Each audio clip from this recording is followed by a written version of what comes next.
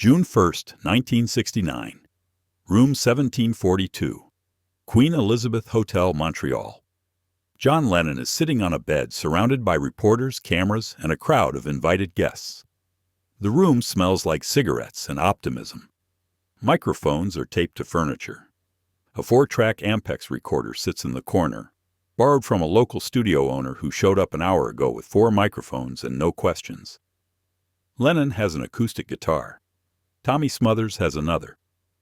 And leaning against the wall, ready to be used as percussion, is a wardrobe door. Someone will open it and close it for rhythm. That's the drum kit. In about 30 minutes, they're going to record a song that will chart in 14 countries, become the anthem of the anti-war movement, and prove that you don't need Abbey Road to change the world. You just need a hotel room, a slogan, and a reason to believe people will repeat it. This is the story of how a phrase John Lennon said to a reporter became a chorus sung by millions. How a recording session that wasn't supposed to be professional became one of the most important protest songs in history. And how the first solo single released by a Beatle, while the Beatles still existed, wasn't recorded in a studio. It was recorded in a bed. It starts 3 weeks earlier, May 1969. John Lennon and Yoko Ono are planning their second bed-in for peace. The first one happened in Amsterdam in March. 7 days in bed. Press invited. Cameras rolling. The concept is simple. Stay in bed, talk about peace. Let the media turn it into a spectacle. Use celebrity as a megaphone. For the second bed-in, they want New York, the center of American media. Maximum exposure, maximum impact. But there's a problem. Lennon has a 1968 cannabis conviction in the UK. U.S. immigration won't let him in. The plan breaks, so they pivot. First to the Bahamas. Too hot, too isolated. The press won't come. Then to Canada. Toronto first, then Montreal. Close enough to pull New York media. Legal to enter. Still North America. Montreal becomes the target. They book a suite at the Queen Elizabeth Hotel. Not just a room, a suite designed for press. Multiple rooms, space for cameras, space for people to drift in and out. This isn't a vacation. It's a media trap. And room 1742 is the stage. The bed-in starts May 26th. 7 days of interviews, 7 days of questions. 7 days of explaining the same idea over and over. What are you trying to accomplish? Why are you doing this? What's the point of staying in bed? And then, somewhere in the middle of all that repetition, a reporter asks the question that changes everything. What are you trying to achieve? Lennon doesn't overthink it, he just answers. Just give peace a chance. It's not poetry. It's not a manifesto. It's a throwaway line. A slogan simple enough to survive television, short enough to fit on a protest sign, easy enough for a crowd to chant when they don't know what else to do. And Lennon hears it leave his mouth and realizes something. That phrase can travel further than a speech. It can outlive an interview. It can become the thing people remember when they forget everything else he said. So he decides to turn it into a song. He calls Derek Taylor, Apple Records press officer, the fixer, the guy who makes things happen. And he tells him to get recording equipment into the suite. Now, Taylor makes calls, finds a Montreal studio owner and engineer named Andre Perry. Perry doesn't hesitate. He grabs a 4-track Ampex recorder, 4 microphones, and drives to the hotel. It's around 5 in the afternoon when Perry arrives. He sets up fast. 4 mics scattered around the room. The recorder in the corner. No soundproofing. No isolation booth. No studio tricks. Just capture. The room itself is the instrument. Lennon picks up his acoustic guitar. Tommy Smothers, who's been hanging around the suite all week, grabs another acoustic. Someone realizes they need percussion. No drum kit, no tambourine. So they grab the wardrobe door, open it, close it, open it, close it. That's the rhythm section. And then Lennon starts inviting people into the frame, Not musicians, just people. Press, activists, personalities who've been drifting through the bed-in all week. Timothy Leary and his wife Rosemary, Allen Ginsberg, Dick Gregory, Murray the K, Rabbi Abraham Feinberg, Derek Taylor, Yoko Ono. A crowd of voices with no harmony, no arrangement, just presence.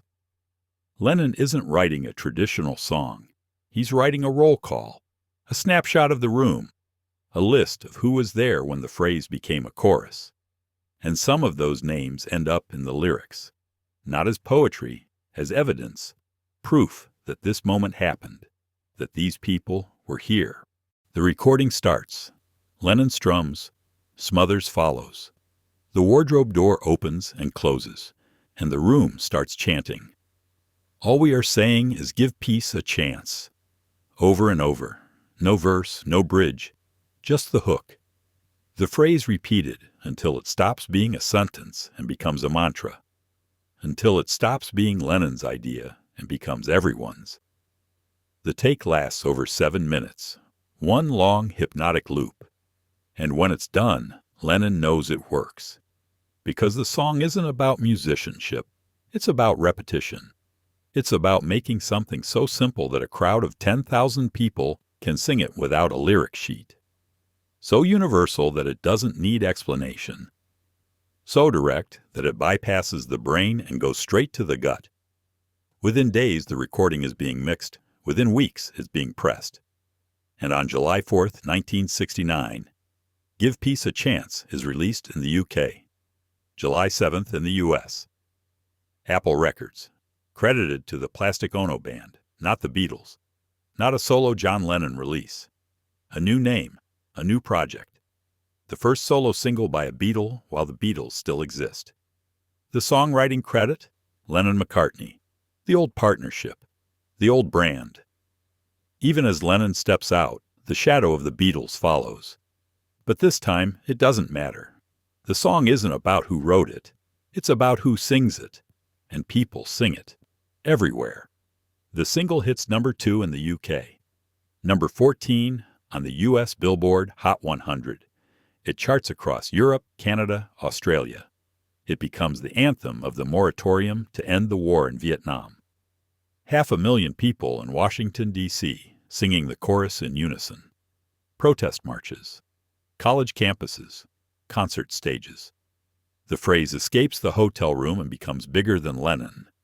Bigger than the bed-in. Bigger than the recording. Because the song does what Lennon designed it to do. It gives people something to say when they don't have the words. It turns frustration into sound. It takes the abstract concept of peace and makes it concrete, repeatable, chantable, a slogan that fits on a sign, in a song, in a moment. But here's the part most people miss. The recording itself is a media experiment. Lennon didn't write Give Peace a Chance and then record it. He turned the recording into the event. The suite was the stage. The press was the audience. The song was the proof that the bed-in wasn't just a stunt. It was a broadcast, a transmission, a way to weaponize celebrity and turn attention into action. Room 1742 wasn't romantic. It wasn't spontaneous. It was strategic. Lennon knew the press would come. He knew they'd ask the same questions. He knew they'd want a soundbite. So he gave them one. And then he made sure it could be sung. The simplicity is the point. The repetition is the point. The fact that it was recorded in a hotel room with a wardrobe door and a crowd of non-musicians is the point. Because if the song sounded too polished, too professional, too produced, it wouldn't work. It would sound like a product, like something manufactured, like something handed down from above.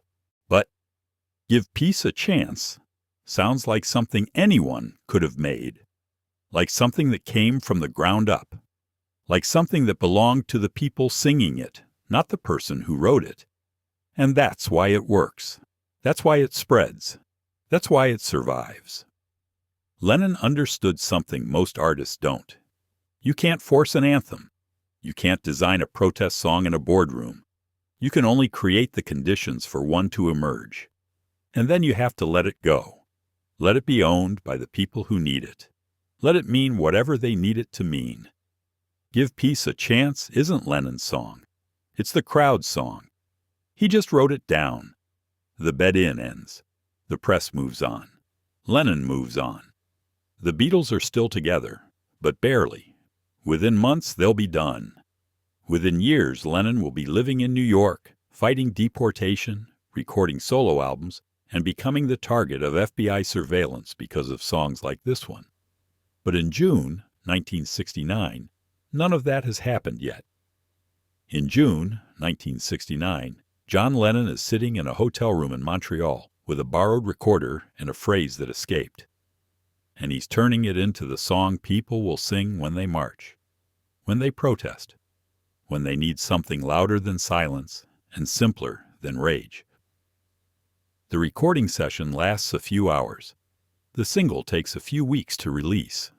The anthem lasts 50 years. Because that's the thing about slogans. They're not built to be smart. They're built to be repeated. They're not built to be complex. They're built to survive.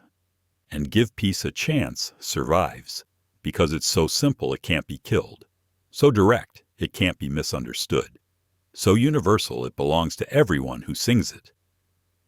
John Lennon didn't create a masterpiece in room 1742. He created a tool, a piece of language designed to do one thing, to be said, out loud, by thousands of people, over and over, until the phrase stops being a lyric and becomes a demand. And on June 1st, 1969, with 4 microphones, 2 acoustic guitars, and a wardrobe door, that's exactly what he did. The charges weren't dropped. There were no charges. The anthem wasn't banned. It was played everywhere. The career didn't end. It transformed. But the lesson is the same as every Hollywood file story. The image you create can change the world, but only if you're willing to let it go. Only if you're willing to let other people own it. Only if you understand that the thing you make isn't yours anymore the moment it leaves the room. John Lennon learned that in Montreal.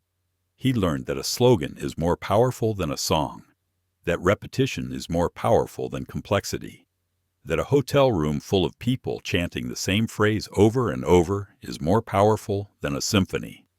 And he learned that if you want to give people peace, you can't hand it to them. You have to give them the words and let them do the rest. Room 1742, June 1st, 1969. A wardrobe door opens and closes.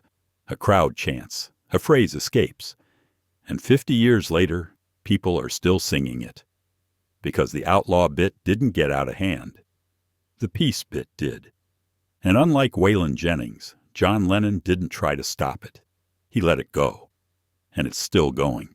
But here's what makes the Montreal recording different from every other protest song that tried to do the same thing. It wasn't written for radio. It wasn't written for charts. It wasn't even written to be good. It was written to be useful. And there's a massive difference between those two things. Most protest songs are built like arguments, verses that explain, bridges that complicate, lyrics that try to convince you of something. Give Peace a Chance doesn't argue. It doesn't explain. It doesn't convince. It just states, and then it repeats. Because Lennon understood something most songwriters never figure out. You don't need to change someone's mind if you give them the language to express what they already feel. The genius of the song isn't in the music. It's in the design. The structure is built for crowds. The melody is built for mass singing. The repetition is built for memory. You can hear it once and know it forever. You can sing it without thinking. And that's not an accident. That's engineering. Lennon turned a slogan into a product that could be distributed, reproduced, and owned by anyone who needed it. And the people who needed it weren't musicians.